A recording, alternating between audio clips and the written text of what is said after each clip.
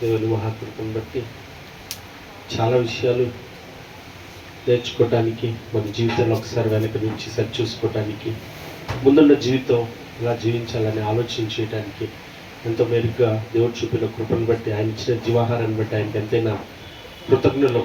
దొరికినా ఇంకెవరికైనా ఇటువంటి సేవ అన్నట్లుగా, నాకే దొరికినా ఇంత భాగ్యం అని అనిపించినట్లుగా, ఎంతగా ప్రేమిస్తున్నాడు, ఎంతగా కనికరం చూపిస్తున్నాడు, ఎంతగా దయ చూపిస్తున్నాడు అనే ఆ మాటలో ఉన్నటువంటి సారాంశాలు అనేది వారందరికీ చక్కగా అర్థమవుతుంది. అభిషక్తుడు నన్ను గద్దించుట తైలాభిషేకం వంటిది అన్నాడు.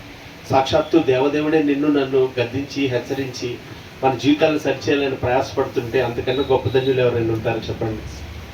అంతకన్నా ధన్యచరితులు ఎవరైనా ఉంటారా? అసలు ఎక్కడైనా వినపడుతుందా? ఎవరికైనా దొరుకుతుందా? మా ఎడల మాత్రమే నువ్వు ఈ కృప చూపించావా, నన్ను మాత్రమే ప్రేమించావా, లోకంలో ఇంకెవరిని ప్రేమించలేదా అన్నంత ఇదిగా ఆయన కృపను చూపుతూ ఉండగా, అంత కృపని పోగొట్టుకోవాలనుకుంటున్నావా, లేదా కృపను సంపాదించుకొని ఆ కృపలో నిలిచి ఆ జీవితాన్ని ఆయనకు అంకితం చేసుకుని ఆయన మహిమ కొరకు జీవించాలని అనుకుంటున్నావా? ఈరోజు అందరి జీవితాలు నాశనం అయిపోతున్నాయి. ఎందుకు ఇలాగ అయిపోయింది? ఎందుకు ఇట్లా అయిపోయినట్టు కారణం ఏంటి?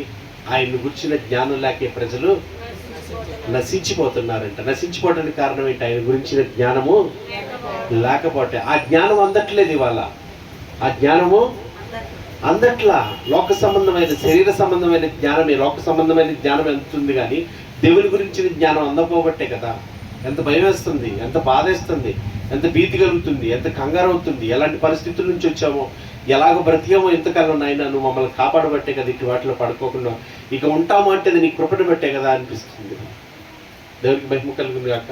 ఆయన మాట ఎప్పుడైతే నీ దగ్గర నా దగ్గర లేదో ఆనాడు నిత్యనాశనానికి మనం వెళ్ళిపోయిన వాళ్ళమే.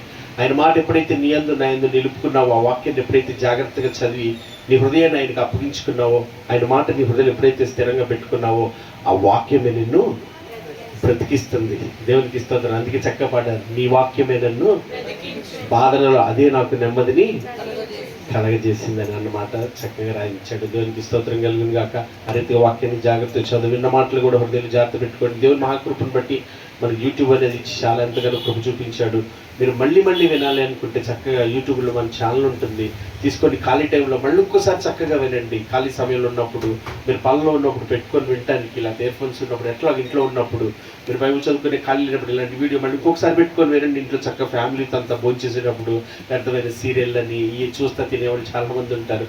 ఇలాంటివి పెట్టుకొని చక్కగా ఇంటి ఇంకా ఎక్కువగా ఆత్మీయత ఎదగటానికి మనకి అవకాశం దొరుకుతుంది. జ్ఞానం కలిగి ఆయన వాక్యానికి సమయం ఇద్దాం, హృదయాన్ని ఆయనకు అప్పగిద్దాము. ఆయన మాట మనం పెట్టుకుంటే కుటుంబాలు ఎలా కట్టుకోవాలి, బిడ్డలు ఎలా పెంచుకోవాలి, తల్లిదండ్రులను ఎలా ప్రేమించాలి, మన ఆత్మీయ జీవితాలను అనుకోవాలి, ఈ దురలవాట్లు వ్యసనాలను అపవాది వేసే ప్రతి బాణం నుంచి ఎలా తప్పించబడాలో ఆయన మనకి చక్కగా నేర్పించాడు. నీవుంటే నాకు చాలు యేసయ్యా,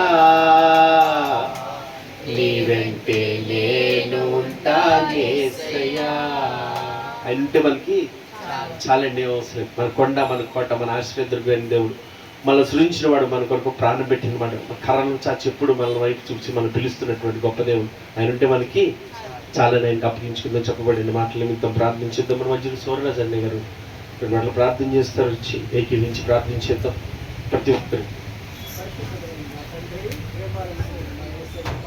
ప్రతి వారు ఏకీవిద్దాం. ముగించేస్తాం.